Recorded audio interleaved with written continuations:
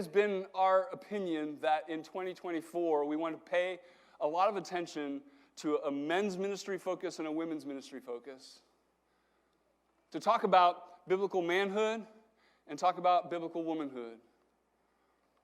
And so we're going to be putting some emphasis on men's ministry and on women's ministry in the year to come, talking about those things.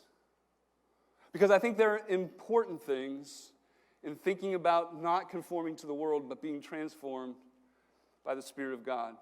And this morning, I want to close in a long way by inviting two people up to talk a little bit more about that. So I'm going to invite Matthew Geary to come and Paige McBride to come to share in a conversation with me. Because here's the naivete of your pastor, right? I was thinking, man, let's really ramp up men's ministry. Let's really ramp up women's ministry. Let's talk about biblical manhood and biblical womanhood. And then these two brilliant minds goes, you know how potentially controversial that could be, right? I went, oh, yeah, I guess it could be. Which is the reality of this non-conformity to the world, and yet transformed by the Spirit of God. So I said, well, then I need you to help me in the sermon, and let's talk a little bit about that right out of the chute. Okay? So here's a really quick conversation between two brilliant minds and a pastor who stands in between them in doing this. And so I just have three questions for them and invite both of them to kind of respond quickly in doing that. But Paige, I'm going to start with you. We do believe that God has something to say regarding biblical gender, right? Why is it important to get biblical gender, biblical manhood and womanhood conversations right? Sure. The first thing that comes to my mind would be that we believe as Christians that we are intentionally created with a design, right? So we don't believe that we just sort of came about and this is randomly how we ended up being, but we believe that God intentionally created us with purpose, with design. And at the beginning of the Bible, the very first thing that we learn about that is that God created us in his likeness to be his image. And right with that common call to be his image, he specifically says that he calls us to do that as male and female. And so I really think it's a question of flourishing. If something does not know its design, it cannot flourish. The only way for something to do what it was made to do is to know what it was made to do. And so if we continue to be ignorant of or in tension with the design of God, then we're not going to find the transformation and the beauty and the flourishing that comes on the side of being who God made us to be. So a lot of times people think of this as, okay, so we have to be this way or that way because we're boy or girl. But I would actually think of it more as you get to flourish in what God made you to be. And what God made us to be is always better than what we would like ourselves to be. And so I think this question of design helps us think about it from a perspective of human flourishing and God's glory. Good, thanks. Matthew, add? Yeah, just to add to human flourishing, because I think that is what is at stake, is human flourishing. Genderhood, biblical genderhood, is rooted in our idea of identity, right? So identity is the main question that we're after when we're talking about genderhood. And both in our culture at large and in Christian culture, because Christian culture is not necessarily always right, we tend to isolate bits of our identity and put them as most important, right? So in our culture, it may be our sexuality that we put as most important, or it may be the businessman who worships the idol of money, right?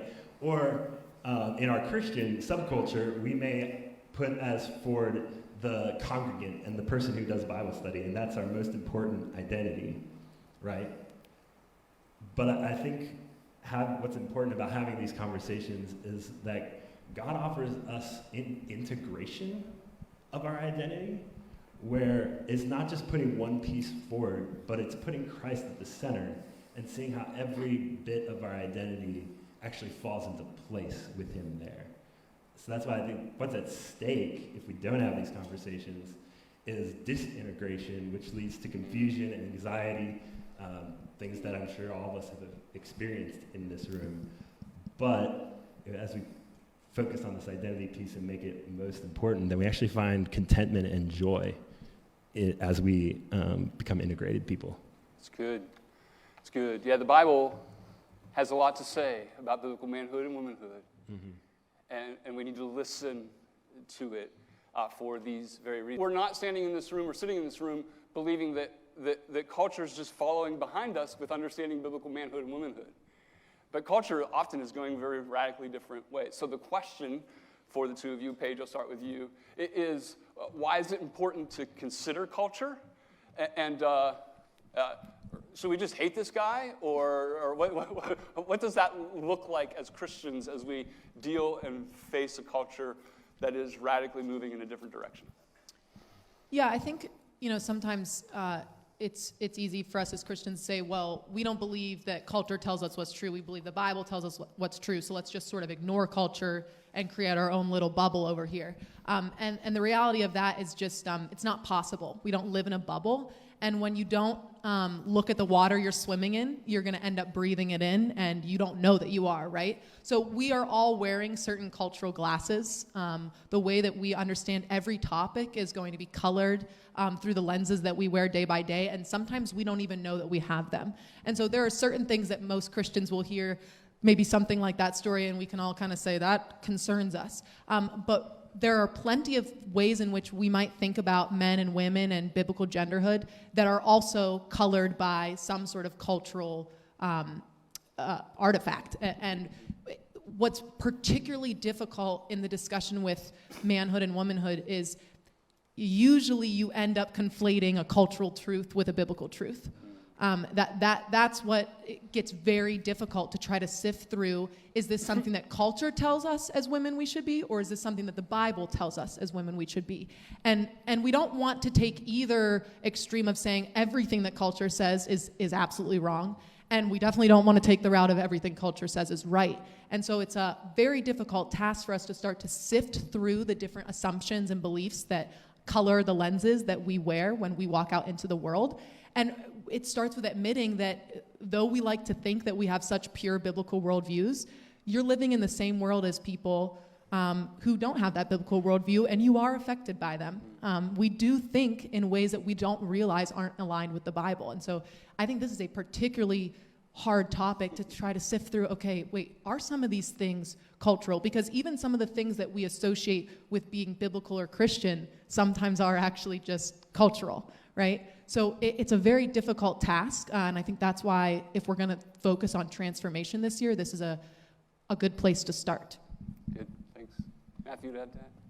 Yeah, I'm reading a book about the de-churching of America, which is basically about why people are leaving the church and what is going on in folks' minds. And in that research, which is a very well-researched book, about 20% of those who have left churches and don't want to come back, it's because they say that the church is unempathetic to those who are struggling with different things in the culture.